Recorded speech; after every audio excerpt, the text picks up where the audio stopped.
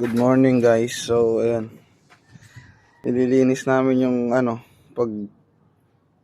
dating manukan. Yan, binabaklas namin yung kulungan. Wala pa kami maisip na plano kung ano gagawin dito. Pero syempre, gagawin ko isdaan. Yan, siguro yan. Si Madam Jik may plano yan na naiisip. Hindi yan tutulong pag walang tumatakbo sa utak niyang plano eh. Tambayan. Tambayan lang. Ano pa? Ikaw pa? Oo, pagawin ko. Lagay ko sa sapo dito. Ayan lang. Tambayan lang daw naisip niya pero hindi ako naniniwala dun guys. Wow, gabi ko. Yan. Update na lang namin kayo pag nabaklas na namin to at nalinis na namin to. Ayan, papuputiin ulit natin yan.